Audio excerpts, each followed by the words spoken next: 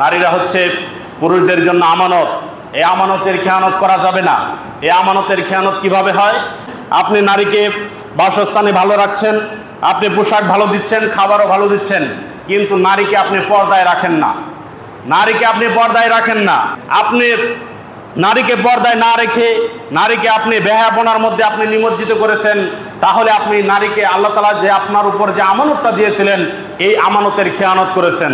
গায়রত আপনার ভিতরে নাই, আত্মমর্যাদাবোধ ওই সমস্ত পুরুষের মধ্যে নাই যেই সমস্ত পুরুষেরা তাদের স্ত্রীদেরকে বেপর্দায় রাখে। যেই সমস্ত পুরুষেরা তাদের স্ত্রীদেরকে বেপর্দায় রাখে, ওই সমস্ত পুরুষদের মধ্যে গায়রত নাই। গায়রত কি? গায়রত হচ্ছে আত্মমর্যাদাবোধ। আত্মমর্যাদাবোধ নাই। গায়রতের কথা বলতে গিয়ে আমি কয়েকটা কথা বলি। একজন সাহাবী, বিশিষ্ট সাহাবী আলী রাদিয়াল্লাহু আনহু, আলী রাদিয়াল্লাহু আনহুর সামনে একজন লোক এসে বললেন যে আপনার স্ত্রী কেমন আছে? মনোযোগ সহকারে শুনেন, সাহাবীদের গায়রতটা কেমন ছিল, তাদের আত্মমর্যাদাবোধ কেমন ছিল। তো আলী রাদিয়াল্লাহু আনহুকে এসে বললেন যে আপনার স্ত্রী কেমন আছে? তখন আলী রাদিয়াল্লাহু আনহু বললেন যে তোমার রক্ত যদি আমার জন্য হালাল হতো তাহলে আমি তোমাকে এখানে কতল করে ফেলতাম। বুঝতে পারেননি কথা? যে শুধু বলেছে যে আপনার স্ত্রী কেমন আছে, শুধু বলেছে যে আপনার স্ত্রী কেমন আছে, আলী রাদিয়াল্লাহু আনহু এই কথাটাই সহ্য করতে পারলেন না। বললেন যে তোমার রক্ত যদি আমার জন্য হালাল হতো তাহলে আমি তোমাকে একেবারে কতল করে দিতাম এখানে। তুমি আমার স্ত্রী সম্পর্কে জানতে চাও, কিন্তু আমরা এখন আমাদের আত্মমর্যাদাবোধ এতটাই নিচে চলে গেছে, এতটাই আমরা আত্মমর্যাদাবোধহীন হয়ে গেছি যে আমাদের সামনে এসে বলে ভাবি কেমন আছে, ভাবি কেমন আছে, আর আমরা হেসে হেসে উত্তর দিই ভালোই আছে। জি না, এটা আপনাকে কেউ জিজ্ঞাসা করতে পারে না। কোনো পুরুষ এইভাবে করে একজন পুরুষকে বলতে পারে না যে ভাবি কেমন আছে, এটা বলতে পারে না। বলতে পারে যে আপনার সন্তান কেমন আছে, এটা বলতে পারে। কোনো নারীকে ইন্ডিকেট করে যে এরকম কথা বলতে পারে না, সাহাবীরা এটা সহ্য করতে পারেন নাই।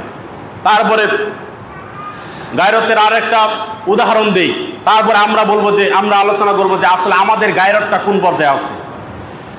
একদিন একজন সাহাবী উটকে জবাই করে দিচ্ছেন, উটকে জবাই করে দিচ্ছেন। তখন অন্য লোকেরা বলল যে আপনি উটকে জবাই করে দিচ্ছেন কেন?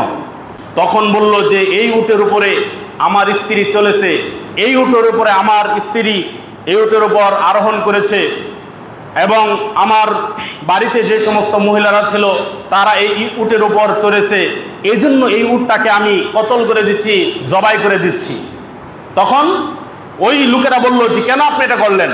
তখন বলল যে এই উটটা যদি আমি বাজারে বিক্রি করি তাহলে এই উটের উপরে অন্য কোনো পুরুষ হয়তো বা সওয়ার হবে, যেই উটের উপরে আমার স্ত্রী চলেছে, যেই উটের উপরে আমার পরিবারের মহিলারা যে উটের উপরে আরোহণ করেছে, সেই উটের উপরে কোনো পুরুষ চড়বে, এটা আমরা সহ্য করব না। চিন্তা করছেন তাদের আত্মমর্যাদাবোধ, তাদের আত্মমর্যাদাবোধ কোন পর্যায়ে ছিল।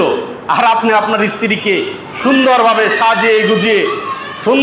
সাজিয়ে গুজিয়ে আপনি আপনার স্ত্রীকে নিয়ে যাচ্ছেন মানুষকে দেখিয়ে দেখিয়ে, আপনার আত্মমর্যাদাবোধ কোথায়? আপনি আপনার স্ত্রীর ছবি ফেসবুকে সুন্দরভাবে দিয়েছেন, আবার সেখানে গিয়া বখাটে যুবকরা, নির্লজ্জ যুবকরা, চরিত্রহীন যুবকরা সেখানে গিয়ে কমেন্ট করতেছে যে মাশাআল্লাহ ভাবি তো অনেক সুন্দর, মাশাআল্লাহ ভাবি অনেক সুন্দর। আপনি সেখানে গিয়ে আবার লাভ রিয়েক্ট দিচ্ছেন। আপনার ভিতরে কি আত্মমর্যাদাবোধ আছে? আত্মমর্যাদাবোধ আপনার ভিতরে নাই। আপনি আল্লাহর আমানতকে খেয়ানত করেছেন। আল্লাহ তাআলা আপনাকে যে আমানত দিয়েছিলেন, এই আমানতকে আপনি খেয়ানত করেছেন। এই উপস্থিতির জন্য আমাদেরকে সাবধান থাকতে হবে। স্ত্রী একান্তই প্রাইভেট বিষয়, এটা প্রকাশ করার কোনো বিষয় না। আল্লাহ নবী সাল্লাল্লাহু আলাইহি ওয়াসাল্লামের জন্য বলেছেন আল মারআতু আওরাতু, নিশ্চয় মহিলারা হচ্ছে ঢেকে রাখার বস্তু, অর্থাৎ গোপনে রাখার বস্তু। জি, আপনি যত তাদেরকে গোপনে রাখবেন তত আপনার সম্মান বাড়বে, আপনার ইজ্জত তত বাড়বে। আপনি তাদেরকে যত বেপরদায় রাখবেন আপনার গায়রত কমে যাবে, আপনার আত্মমর্যাদাবোধ কমে যাবে। উপস্থিতি, তাহলে আমরা আমাদের অধীনে যে সমস্ত নারীরা রয়েছে তাদেরকে পর্দায় রাখবো, বলেন ইনশাআল্লাহ। এটা একেবারে নিজের প্রাইভেট বিষয়। আসলে এটা আমরা বুঝি না। আমরা আসলে নারীদেরকে সম্মান দিতে জানি না, বিদায় আমরা এটা বুঝি না। তারা যদি বেপরদায় চলতে চায়, তাদেরকে শাসন করে হলেও আপনাকে পর্দায় রাখতে হবে, তাদেরকে পরপুরুষের সামনে যেতে দিবেন না।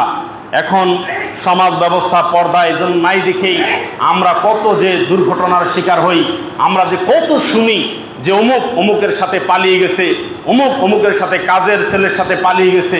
এইগুলো কারণটা কি? এই কারণটা হচ্ছে যে আমরা আসলে আমানতের খেয়ানত করেছি। আমরা যে আমানতের খেয়ানত করেছি, এজন্য এই অবস্থাটা হচ্ছে। প্রিয় উপস্থিতি, আল্লাহ তাআলা আমাদেরকে বোঝার তৌফিক দান করুন। আমরা সকলে বলি আল্লাহুম্মা আমিন।